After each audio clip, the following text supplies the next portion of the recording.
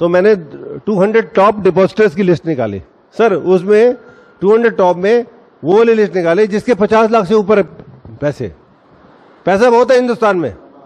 मैं बल्लभगढ़ की बता रहा हूं सर।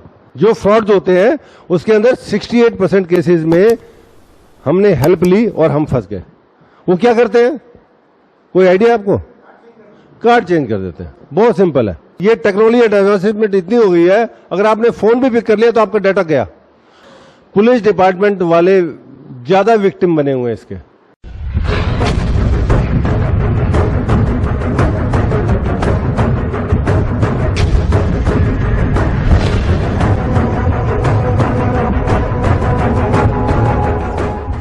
नमस्कार, मैं ओमानंद। टीवी 4 में मैं आपका स्वागत है। टीवी 4 वे हमेशा आपके हित की बात करता आया है, करता रहेगा। आपको सच्चाई दिखाने के लिए तन मन और कर्म से मेहनत करने में विश्वास रखता है। जागरूकता हमारा प्रथम उद्देश्य है। हमारे पास पैसा नहीं है, लेकिन फिर भी हम जोखिम उठाकर देश और जनता के हित में वही करते हैं जो करना चाहिए। इसके बदले हम आपसे कुछ मांगते नहीं, लेकिन हम इतनी उम्मीद ज़रूर करते हैं कि आप हमारे चैनल को लाइक, सब्सक्राइब एवं शेयर ज़रूर करें, ताकि सच और झूठ का सबको पता चल सके। आजकल साइबर क्राइम का बोलबाला है। इसके शिकार सबसे अधिक बुजुर्ग हो रहे हैं। उन्हें जागरूक करने के लिए ministry of electronics and information technology एवं हैंडीकॉन ने फरीदाबाद में जागरूकता अभियान चलाया हुआ है। टीवी 4 वे भी इस अभियान में अपना अहम रोल अदा कर रहा है। इसी के चलते सेक्टर 8 में 8 तारीख को एक कार्यशाला का आयोजन किया गया था। आज उसका हम दूसरा भाग आपके समक्ष लाए हैं, जिसमें आपको SBI के सेवानिवृत्त मुख्य प्रबंधक एवं वर्कशॉप के मुख्य अतिथि राकेश पुंजानी जी अपना अनुभव शेयर करते हुए नजर आएंगे। अगर आप भी इस वर्कशॉप में शामिल होना चाहते हैं तो 14 तारीख शनिवार को ये वर्कशॉप फिर से होगी। वीडियो में जो नंबर फ्लैश हो रहा है, आप उस पर अपना रजिस्ट्रेशन करा सकते हैं और हम तो चाहेंगे कि आप भी आएँ। यह वर्कशॉप केवल बुज़ुर्गों के लिए है, सीनियर सिटीजन्स के लिए है। तो आइए अभी देखते हैं वर्कशॉप का दूसरा भाग। तो मेरे पोर्टफोलियो में मैं अभी भटनागर साहब से यही डिस्कस कर रहा था। It was just a subject. Cyber crime का 2004-5 से थोड़ा तेजी पकड़ने लगा। It was just a subject और अब ये एक मेजर टॉपिक बन गया है, which has concern for all. सबके लिए है, आपके लिए बहुत ज़्यादा है, हमारे लिए भी बहुत ज़्यादा है। और जो टैक्स से भी हैं, वो जो समझते हैं, उनके लिए थोड़ा कम है ना। जिसकी नॉलेज जितनी ज़्यादा बढ़ेगी उसमें मामला थोड़ा समझ जाएगा, पकड़ में आ जाएगा।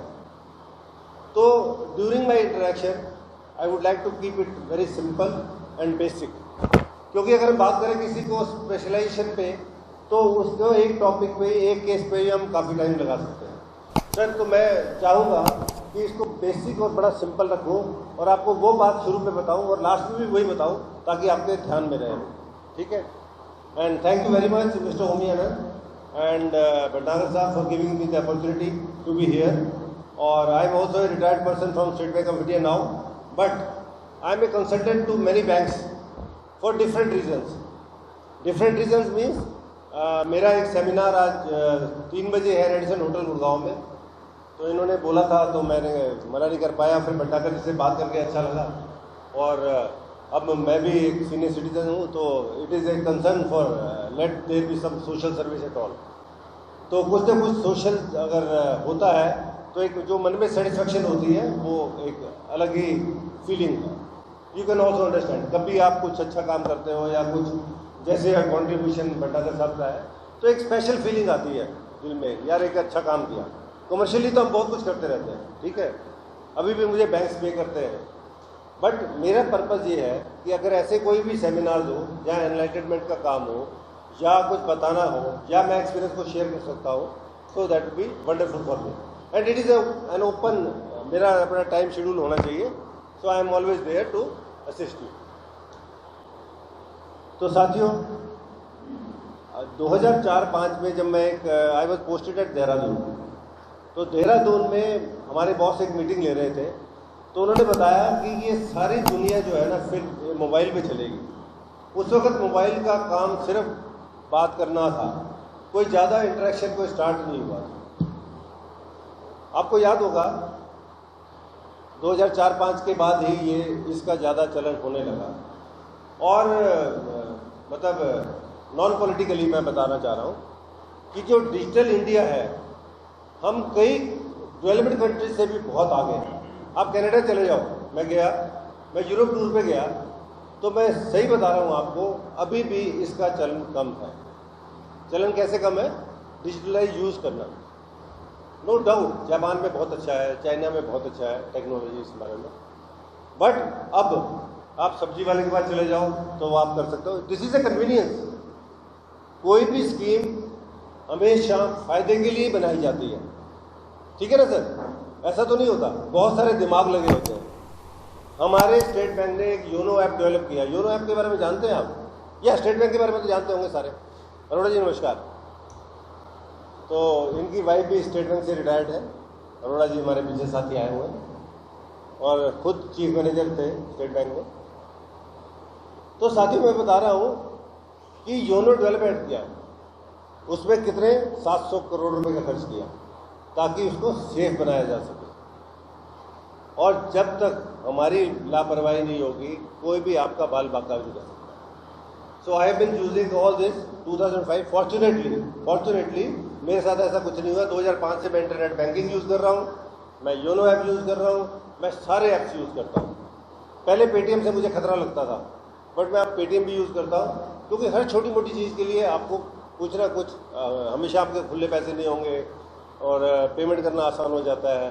तो इस तरीके से, और आपके पास इसमें वैलेट होता है, पर्स होता है ना। मान लो मैं 1000 रुपये लेके चलूँ, मेरे लिए सारे दिन के लिए बहुत है, ठीक है ना सर?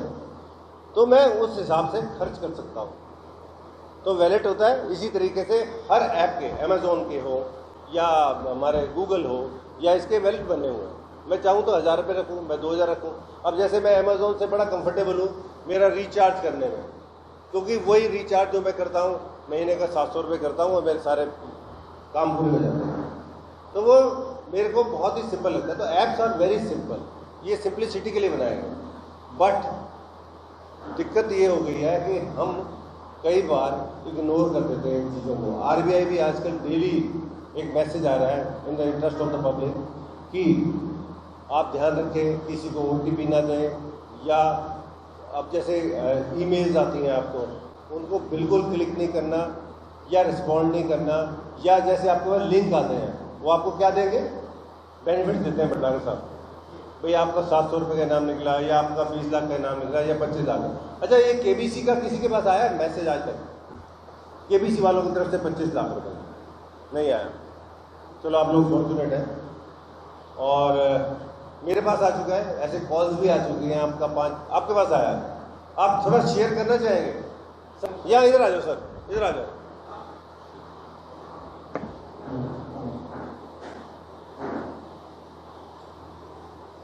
तो मेरे साथ आया, मैं ड्राइव कर रहा था, I was going to the office, और उसमें कहा जी आपका 5 मिलियन रुपीज़ का निकला है इनाम, और वो that was not KBC, 5 million का इनाम निकला है और आपको इतने पैसे जमा करने पड़ेंगे, 66,000 करीब।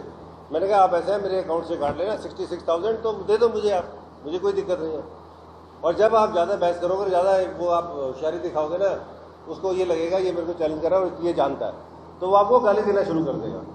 It happens lot of times.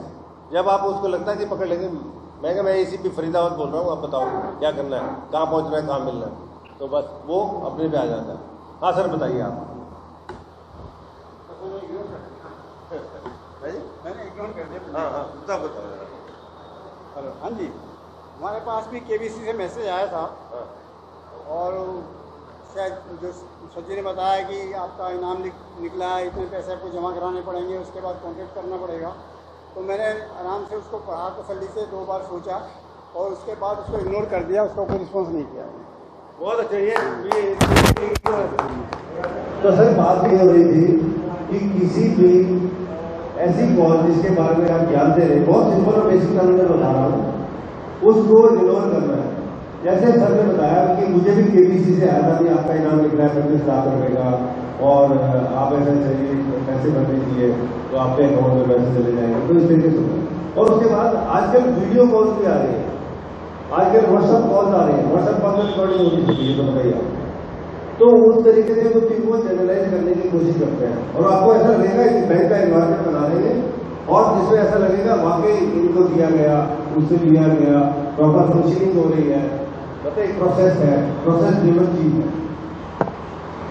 तो जैसे मैं बता रहा था कि आरबीआई और जितने भी एफएम चैनल है उनको पर्टिकुलरली ये कहा गया है, अथराइज किया गया है और इनसे मदद दी जा रही है कि इसकी अवेयरनेस को फैलाएं। बिकॉज नाउ हमारे टाइम पे कहते थे, सर आपको याद होगा that banking will be run by computer and mobile, ठीक है ना सर। इसके अंदर मेरे 2 बैंक में अकाउंट्स हैं और दोनों बैंक का मैं कुछ भी कर सकता हूँ और बहुत सारी चीजें इसके अंदर ऐप की, तो मैंने बताया आपको पहले। तो आजकल जो फाइनेंशियल ट्रांजैक्शन है that has become very easy. आज आपने पैसे ट्रांसफर करते हो किसी को, आप घर बैठे बैठे विदिन 2 मिनट्स कर सकते हो। पहले क्या था, you had to find out some time to go to the bank. आपका घंटे, 2 घंटे, 3 घंटे भी लग जाते थे और आपको ये ट्रांजेक्शन कंप्लीट कराने में। मैं आपको 2-3 एग्जाम्पल बताना चाहूंगा जिसमें मतलब हैकर्स जो हैं वो कितने स्मार्ट हो चुके हैं। ये एक आपको अलग सा एग्जाम्पल बताता हूँ। 2012 की बात है। आई वॉज एट रुड़की, मेरी पोस्टिंग रुड़की में थे, मैं वहाँ ब्रांच मैनेजर था। वहाँ पर एक फ्रॉड हुआ जिसमें कहा गया कि एटीएम पैसे दे रहे हैं। एटीएम कैसे पैसे दे सकते हैं? तो क्या किया था वो हैकर ने, कैसे किया था, पूरे एटीएम को ही हैक कर लिया। यहाँ तो हम अकाउंट की बात करते हैं ना सर, उसने पूरे एटीएम को ही हैक कर दिया। उसमें खैर आप लोगों की कोई दिक्कत नहीं है, आपका पैसा हमेशा सेव करेगा, क्योंकि ये कहीं ना कहीं आपका लूज होल था जो उन्होंने अटैक किया, ठीक है, हैकर्स ने।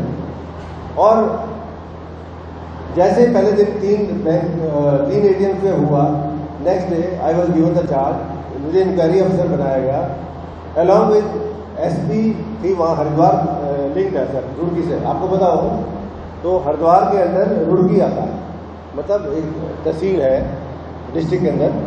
तो वहाँ की एसपी थी मैडम स्वीटी अग्रवाल, तो उन्होंने और मैंने मिलके इस पर काम करना शुरू किया।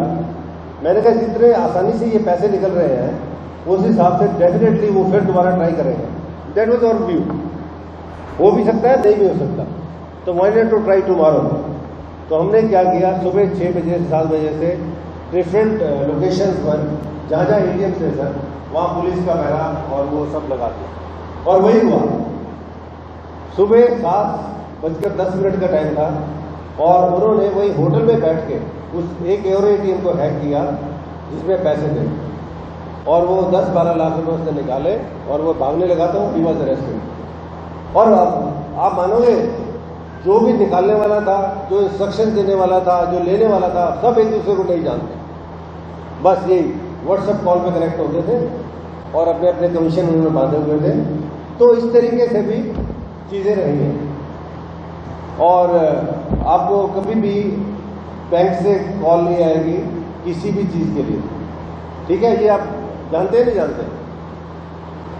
कभी भी बैंक वाले आपको, जैसे वो अभी ओटीपी की बात कर रहे थे, ओटीपी नहीं पूछे, अकाउंट हो तो वहां से तो अमाउंट ट्रांसफर करने में तो कोई दिक्कत नहीं, उसकी सीलिंग नहीं है। बट हाँ, withdrawal of money from the ATM there is ceiling. किसी की डेबिट कार्ड की 40-50 जा रहा है, किसी की 2 लाख, हाँ 10 लाख ट्रांसफर हो गया तो वो खाते में जाता है, हाँ जी, तो एकदम भरा जाएगा। एग्जैक्टली।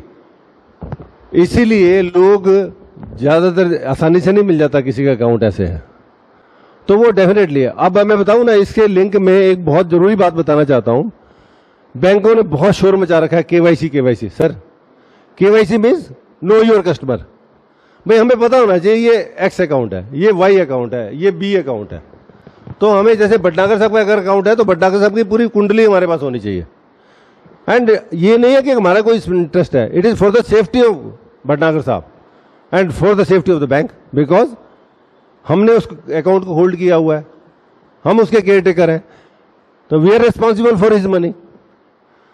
तो साथियों, इसमें बातें जितनी करेंगे उसमें कोई दिक्कत नहीं है, बट मैं ये बातें जरूर बताना चाहता हूं कि जैसे कि कॉल्स को बिल्कुल रिस्पॉन्ड नहीं करना, किसी से ओटीपी शेयर नहीं करना, किसी को एटीएम नहीं देना। हमारे जितने भी ये केसेस होते हैं, एटीएम के केसेस होते हैं, उसमें 68% जो केसेस हैं हम हेल्प लेते हैं। जो फ्रॉड्स होते हैं उसके अंदर 68% केसेस में हमने हेल्प ली और हम फंस गए। वो क्या करते हैं, कोई आइडिया आपको? कार्ड चेंज कर देते हैं, बहुत सिंपल है। और क्या होता है, बहुत एक्सपर्ट होते हैं, वो देख लेते हैं, ठीक है ना, वो आपका ओटीपी देख लेते हैं। हाँ सर, हाँ आप एक काम करो, आप बैंक में जाओ, बैंक में जरूर रिपोर्ट करो, ये मेरे पास मैसेज आया हुआ है और मेरे मोबाइल नंबर पे ये मैसेज कैसे आ गया।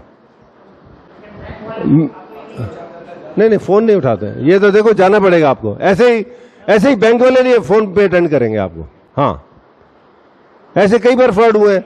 मैं प्रधानमंत्री कार्यालय से बोल रहा हूं, ये बहुत पुरानी बात बता रहा हूं आपको।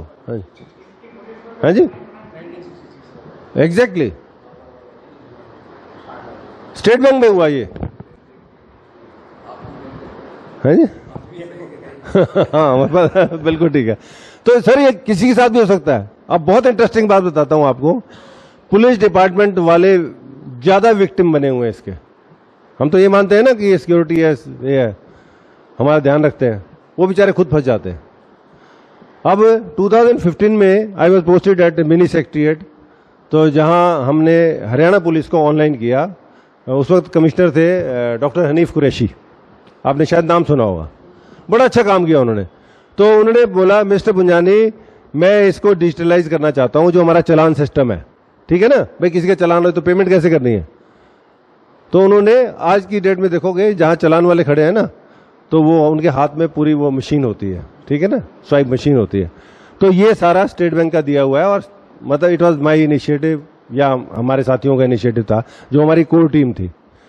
तो फायदे तो बहुत हैं। अब क्या होता था, एक चालान भरने के लिए पहले क्या होता था, एक चालान इशू कराना पड़ता था एक किसी के ऑफिस से, फिर वहां जाना पड़ता था 12 सेक्टर के ऑफिस में, फिर तो आप घर बैठे 2 मिनट के अंदर ही कर लेते हैं। एक तो वैसे ही आपका चालान कटा हुआ है, टेंशन बहुत है, और उसके बावजूद इतने चक्कर काटने पड़े आपको रेगुलराइज करने के लिए, तो it was a hell of exercise.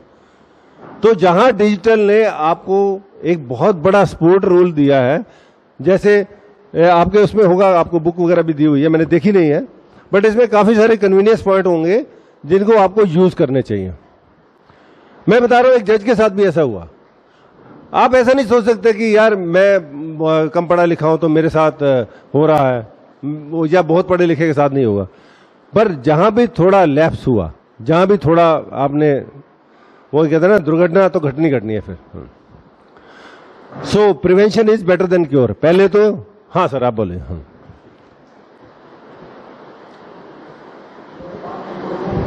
हाँ हाँ जी, हाँ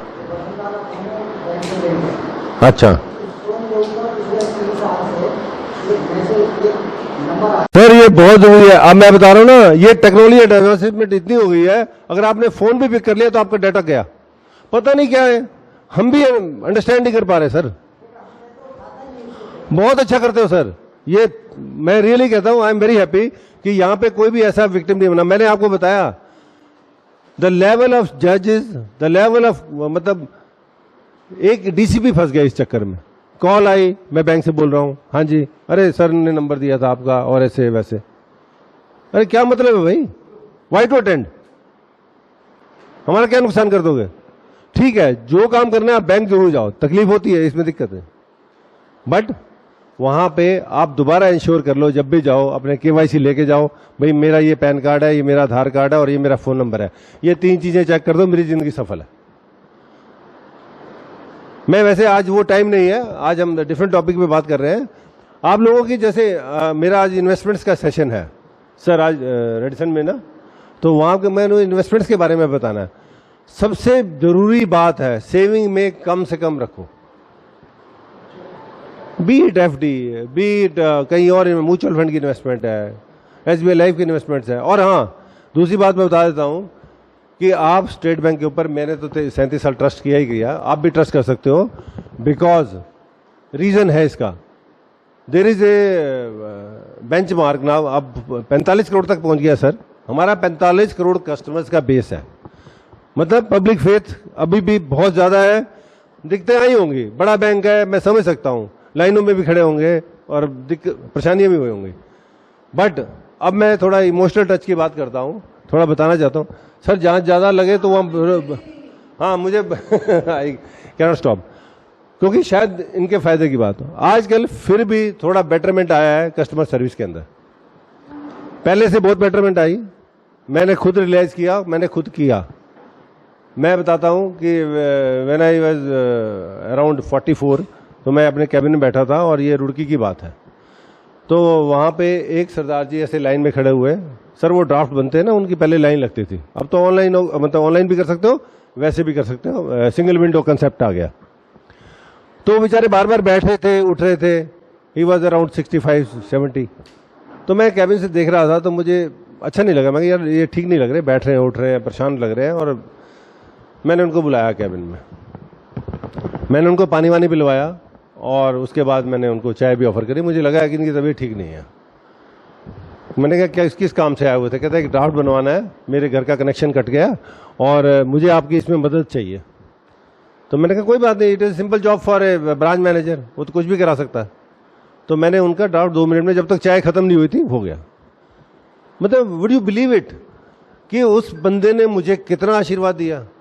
कहता है मैं पौंटा साहब जा रहा हूं यहां से और आपके लिए दुआ करूंगा। So what sort of things we can have. So बड़ों का आशीर्वाद ये हमेशा ही रहा। फिर अब मैं बताऊं, एक बेटा उनका यूएसए में था, एक कनाडा में था। अब उनके थ्रू सर मैंने अपने रिलेशन में 2-3 आदमी भेज दिए कनाडा में। तो मतलब ये नहीं होता कि हर वक्त कुछ ना कुछ आपको मिलना चाहिए, हर वक्त आपको कुछ ना कुछ पाना चाहिए। मैं यहाँ आया हूँ, मेरा आपसे कनेक्शन बना, is it commercial? Not at all, this is just simple. एक कनेक्शन है हमारा, एक डेवलप करना चाहिए, एक सोशल ड्यूटी है। तो हाँ जी बताइए।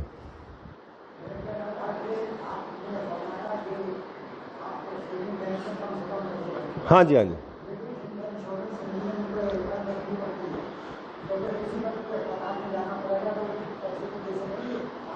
ऐसा है। सुनो मैं बताता हूँ, एक ना आप वैसे कितने रिक्वायरमेंट रहती है आपको, मैं समझना चाहता हूँ।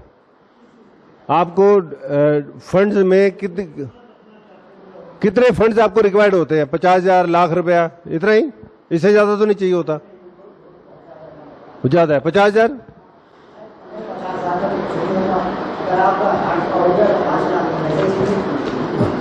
हाँ ऐसा है। फिर आपके लिए एक सोल्यूशन दे रहा हूं। देखो हर तरीके क्या है, बैंक भी बहुत मेहनत करता है हर चीज को समझने की। मैंने बताया ना 700 करोड़ रुपए में एक हमने ऐप डेवलप किया। किसके लिए किया? उस ऐप से तो कुछ नहीं कमाई हो रही हमारी, बट कमाई एक दूसरे सेंस में कहेंगे तो है। एक तो ये सर्विस मिल रही है आपको, वो बैंक के नहीं जा रहा, और आपका जो बैंक के ऊपर लोड है वो कम हो रहा है, और बैंक फिर दूसरी सर्विसेज दे रहा है। तो एक सर्कल है, विशेष सर्कल है। और जो आप बता रहे हो ना, मान लो इसके बारे में मैंने क्या किया, जब मैंने यहाँ ज्वाइन किया तो मैंने 200 टॉप डिपॉजिटर्स की लिस्ट निकाली सर। उसमें 200 टॉप में वो वाली लिस्ट निकाली जिसके 50 लाख से ऊपर पैसा बहुत है हिंदुस्तान में। मैं बल्लभगढ़ की बता रहा हूँ सर, मैंने पहले दिन जाते ये किया, 200 ऐसे आदमियों की लिस्ट निकालो, मतलब अराउंड 200 आए थे, सॉरी मैं कहने में गलत हो गया, जहां 50 लाख से ऊपर का बैलेंस हो। तो मैंने कहा ये तो बड़ा रिस्की है, यहाँ सेविंग में पड़ा हुआ है। तो उसमें क्या किया हमने 1-to-1 कॉल किया। 1-to-1 कॉल कैसे किया? भाई बैंक में आओ तब बात करेंगे, अपने पैन कार्ड आधार कार्ड लेके आना, अपडेशन हो जाती है सर इसी बहाने KYC की। तो हमने उनको बुलाया, फिर उनको सजेस्ट किया आप इस स्कीम में रखो, आपके अंदर ये बेनिफिट देगी, आप इस स्कीम में रखो, आपको ये बेनिफिट देगी। आपको पता ही है आपका TDS भी कटता होगा, जिसका अमाउंट बड़ा है, TDS भी कटता है कुछ लोगों का यहाँ पे FDs के ऊपर। तो वो कैसे बचाया जा सकता है? ठीक है ना, फंड्स की रिक्वायरमेंट बहुत होती है भाई आफ्टर रिटायरमेंट, तो उसको कैसे बचा सकते हैं? So there are lot of schemes. अगर मुझे कभी दोबारा मौका मिलेगा यहाँ आने का तो विल डिस्कस ओनली दैट, आप कैसे अपने फंड्स का बेस्ट यूटिलाइजेशन कर सकते हो, जो मैं आज करने जा रहा हूँ सर। आपका मैं कर देता हूं, उसी का जवाब दे रहा हूं सर, आप वाला जवाब दे रहा हूं। ये कहते हैं कि पता नहीं 5 लाख रुपए की कब जरूरत पड़ जाए। तो सर एक मॉड फैसिलिटी होती है, मल्टीपल ऑप्शन डिपॉजिट स्कीम होती है भटनागर साहब। उसमें आप मान लो आपका 50 लाख रुपए पड़ा है सेविंग में, या 20 लाख या 30 लाख, आप प्रोटेक्ट करना चाहते हो कि 1 लाख से ऊपर जितना भी हो मेरा एफडी में चला जाए सर। हाँ ये सर, इनके लिए तालियां बजा दो बॉस प्लीज। नहीं मुझे अच्छा लग रहा है सर, मतलब ये यार एक्चुअली क्या है, हमें पता नहीं होता। आपको पता है कि 1000 रुपए में 20 लाख का इंश्योरेंस भी होता है? कोई मुझे बता सकता है? 20 लाख का इंश्योरेंस नहीं है, पता ही नहीं है। This is only for State Bank customers and that too for State Bank customers. मतलब बाहर वाले के लिए नहीं है, मैं चला जाऊं मेरे को 2000 रुपए दे रहा हूं, मेरा एक इंश्योरेंस कर दो। No, that is accidental insurance का। और उसके बारे में एक छोटा सा एग्जांपल फिर शेयर करना चाहूँगा। यहाँ गाँव की बात है, एक लेडी आई मेरे पास और मैं कहीं हेड ऑफिस मीटिंग में गया हुआ था सर। वो 1:30 बजे करीब मेरा गार्ड, जब मैं पहुंचा ऑफिस में 1:30-2 बज रहे थे, तो उसने बोला सर एक लेडी वेट कर रही है। एक डिजीज क्लेम होता है तो ब्रांच मैनेजर के उससे आईडी से निकलता है, वो मेरे को साइन करना पड़ता है और सिस्टम में यस करना पड़ता है। तो मैंने कहा नहीं पहले, मैं कहता लंच कर लो आप, फिर उसके बाद ये कर देना। मैं कहा लंच बाद में कर लूंगा, पहले मैं इस लेडी का काम कर दूं, 2 मिनट लगेंगे, हमारे लिए क्या है। तो सर मैंने उस लेडी के अकाउंट को मैं जस्ट देखता हूँ, 37,000 रुपये थे। मैं कहा 37,000 रुपये, उसके हस्बैंड की डेथ हो चुकी है, डिजीज का क्लेम है, बेचारी कैसे चलाएगी? कहती नहीं 2-3 महीने चल जाएंगे। मैं चलो, फिर मैंने देखा उसके अंदर ना 500 रुपये की डिडक्शन थी, 500 रुपीज़। तो मैंने कहा ये तो इंश्योरेंस कुछ हुआ है, जैसे मैं 1000 रुपये में 20 लाख का बता रहा था, 500 रुपये में 10 लाख का भी है, एक एज का है, तो 65 है।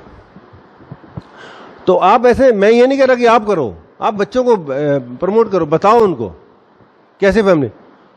आप मानोगे, मैंने कहा आपको अगर 2-3 लाख रुपए, मुझे पता है ना इसकी इतनी औकात नहीं है कि 10 लाख को झेल जाए, तो मैंने अपने उससे, जो मेरा लेवल ऑफ थिंकिंग था, मैंने उससे बात करी और मैंने कहा ऐसा है, अगर आपको 2-3 लाख मिल जाए, तो वो ऐसे हिलने लग गई, कहती वो तो जिंदगी निकल जाएगी मेरी, तो उसके ब्याज से मेरी जिंदगी चल जाएगी। फिर मैंने कहा अपने सरपंच को बुला के लाना और एक विटनेस लानी है। तो मैंने ऐसे मैसेज दे दिया और मैंने अपना नंबर दिया, भाई सरपंच मेरे से बात कर लेंगे, क्यों बुलाया जा रहा है बैंक में। तो सर 500 से उसको 10 लाख रुपए मिले, मैंने दिलवाए। और ऐसे बहुत सारे हैं, लिस्टों की लिस्टें बनती हैं रोज, but we are not aware of it.